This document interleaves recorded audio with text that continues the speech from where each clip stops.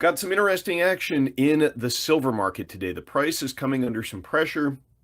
It's not the biggest down move that we've witnessed in the precious metals today, but the reason is somewhat alarming, and it's something we've been talking about on this channel for a while. Now, first, let's take a look at what the price of silver is doing. So it's down back under 23 bucks. It's down about 1.5%. I think at the lows of the day, it was down about 2%, 2 and change. And you can see it was a pretty sharp sell-off there all at once.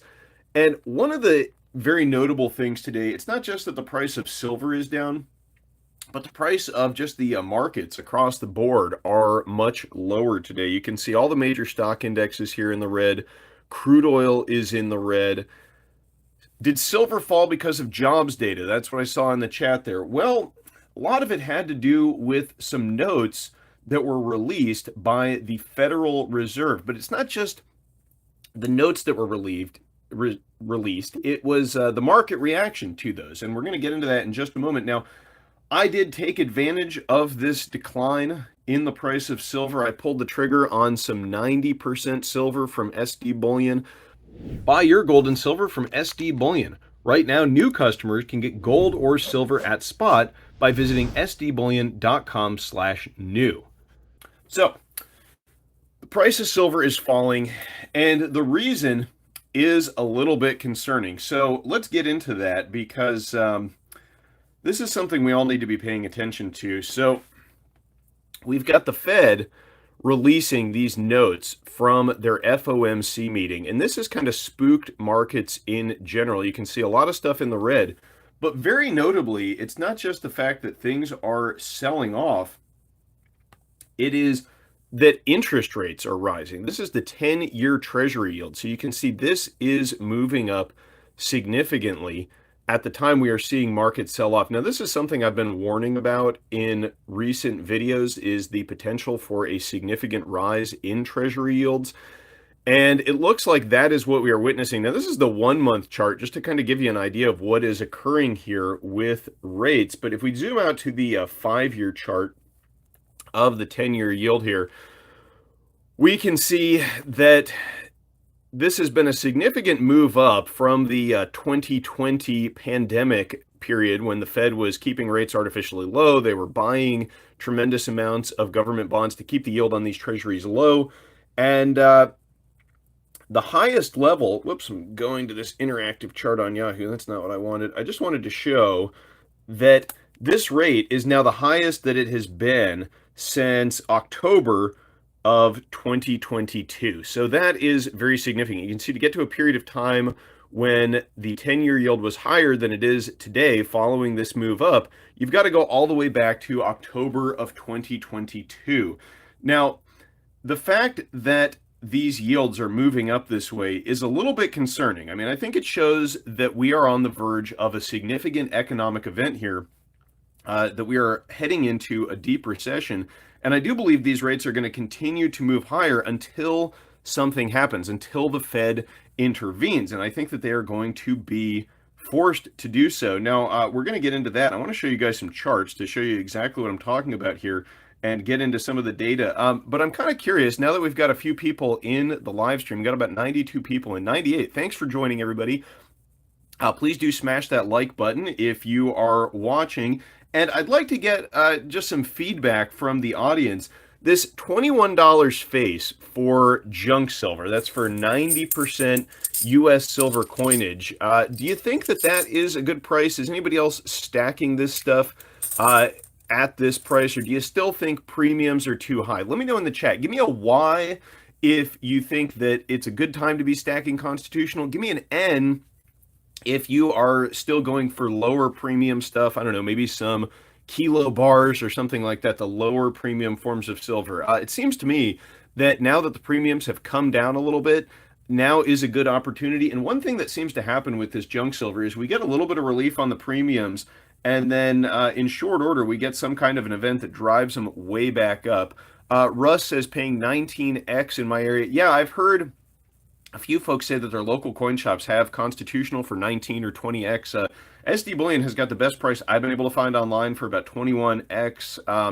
I'm happy to pay that. I don't really have access to a good local coin shop near me, so I'm relegated to purchasing online. But I am kind of curious about what you think about these premiums. Now, let's talk about the treasury yields and October of 2022. So I've talked quite a bit about these rising yields and the potential for treasuries to jump out of control. And part of the reason for that is the quantitative tightening that we are witnessing from the Federal Reserve. And that is the reduction of their balance sheet. Of course, they're drawing down the balance sheet here, but you can see they still have a tremendous way to go. And if we shorten the time frame here a little bit, we can see that they are selling off treasuries. I mean, right now, we've gotten down to the level that they were at in March, because if you recall, in March, we had the massive banking crisis begin here in the US, and they were forced to re-expand their balance sheet with the BTFP, that's the Bank Term Funding Program, where they were taking all of these troubled, low-yielding treasury assets off the bank's balance sheets and onto the Fed's own. They were taking them as collateral. They basically undid several months worth of QT there, but now we've gotten back down to this level, and this is a very notable level because remember, this is where things broke last time, right?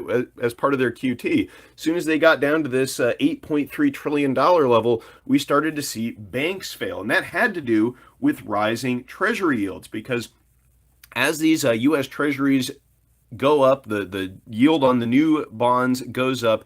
That means that the existing treasuries that a lot of these banks have on these have on their balance sheet, then they go down in value, because with treasuries, as yields go up, existing bonds go down. And a lot of these banks, Fortune was telling us back in March that they had $1.7 trillion worth of treasuries, treasury losses on their balance sheet, and that is just going to get worse as these yields go up. Now, another thing I want to point out about the last time we saw these yields being so high was back in October of 2022. Well, what was the other thing that happened in October of 2022? If you recall, we had the Bank of England forced to intervene in the bond market over there, the gilt market. So in the US, we have treasuries. That's what we call our bonds. In England, they call them gilts, but they were forced to move in and do some emergency purchases of treasuries because the yields were spiking up. And I think it is very possible that, given the fact that the Fed is selling these bonds into the market, the Treasury itself, of course, is expanding their treasury sales tremendously. I mean, just look at where we're at on the national debt, $32.3 trillion, and growing rapidly now that the debt ceiling has been suspended. So that means that they are selling lots of treasuries. And then the other thing I want to look at on the debt clock here is this number, the U.S. debt held by foreign countries, because if you notice, that's one of the few things on the debt clock that is shrinking, right? So you've got foreign holders of U.S. treasuries selling them into the market. You have got the U.S. Treasury selling bonds into the market, selling new bonds at a very rapid pace.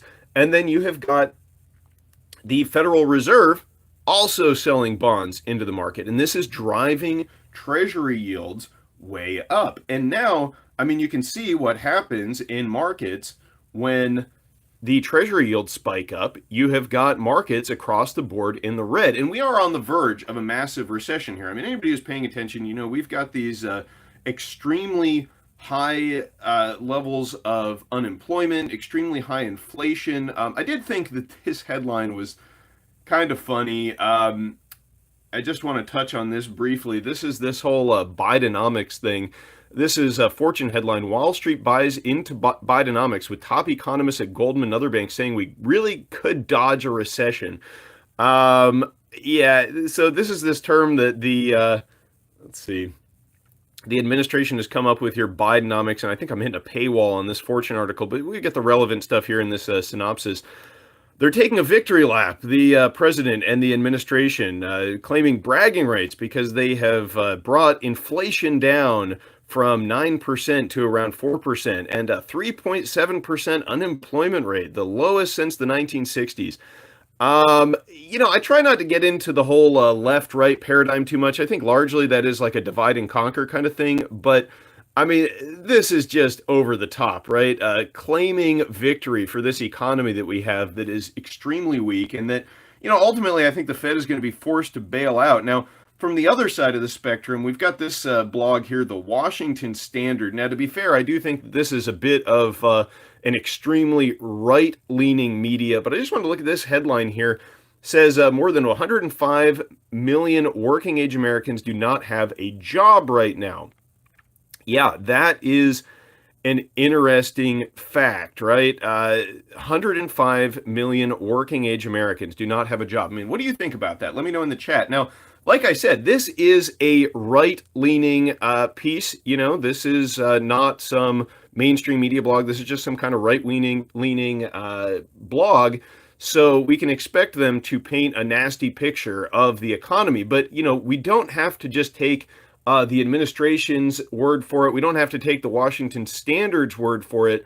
It's very easy to take a look at the real numbers and see who is painting an accurate picture here. So this is a chart from the St. Louis Fed of the unemployment level. Oh, only 6 million people, right? I mean, that would be about a 3.7% unemployment rate, just like we are told in the non-farm payroll report. The picture that is painted here by the official numbers, but that is dwarfed by this number here, which is also from the St. Louis Fed. Now, this is the number of working age Americans who are not in the labor force. Oh, 99.8 million.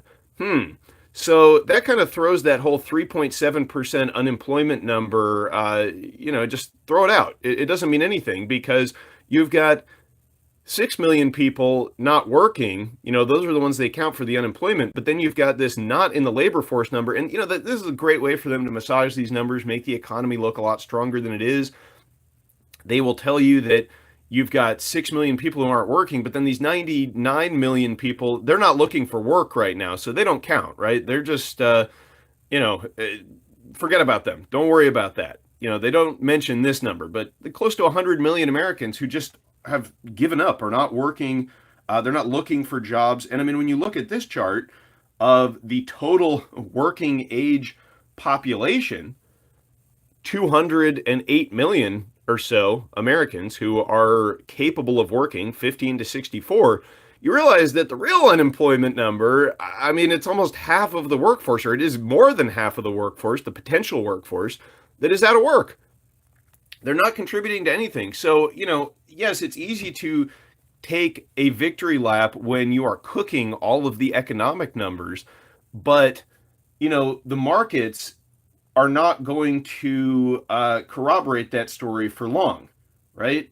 That's why yields are spiking up, and that is why markets are down today. Now, they do everything they can in terms of managing perceptions and trying to convince everybody that everything is fine. And to be honest, I mean, that does work to some extent for some amount of time, right? If you convince everybody that the economy is strong and that inflation is low and that the Fed is committed to their fight and they will bring inflation down and we've got this glorious economic recovery, then that does affect people's economic behavior. But you can only ignore reality for so long, and eventually the chickens are going to come home to roost.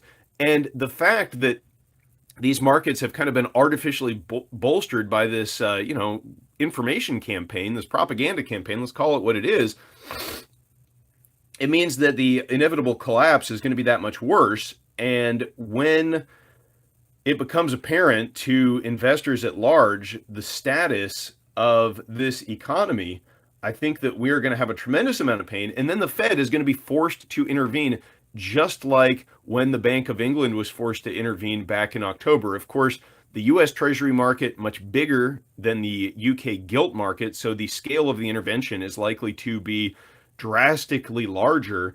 And when that happens, I don't think that silver is going to be in the red. The silver price, it may fall in the meantime if we get some, economic pain, some economic recession. But ultimately, I mean, the Fed, they've tipped their hand. We know what they're going to do. How do we know what they're going to do? Well, again, just look at that chart of their balance sheet. Look what happened when the bank started to fail in March. I mean, they wasted no time in expanding their balance sheet again. And I still believe that we are going to see a $10 trillion balance sheet before we see $8 trillion. Now, I may be proven wrong. I don't know. The QT program may prove to be surprisingly resilient. Maybe they can sell off $300 billion worth of treasuries without causing the whole system to collapse, but I'm pretty skeptical of that. And I suspect that we're going to see a massive expansion of the Fed balance sheet. I do think we're going to hit $10 trillion and beyond before we ever get down to 8. And when that time comes, hard assets are going to be where you want to be. The dollar will plummet because a return to QE at this point will make it abundantly clear that QE was never an emergency intervention in the first place. It was always debt monetization, despite what we've heard from every Fed chair, Bernanke, Yellen, Powell. They would never tell you that QE is debt monetization. It's just a temporary intervention, right? But when you look at the state of the economy today, I think it's pretty easy to realize that that's a bunch of malarkey, and the intervention will occur or the economy will completely collapse. And who knows, we might get both, but I don't know. The fact that treasury yields are spiking up now at this time when foreign holders of U.S. debt are selling it off, we're witnessing international de-dollarization. It's a sign to me that there is a lot more pain on the way, and I view this dip as a buying opportunity. That's why I just picked up some more 90% junk silver, some real money, some hard assets. And, none of this is financial advice, but it might be a good time to consider doing that. So let me know what you think in the comments down below. Thanks for tuning in, everybody. Smart Silver Stacker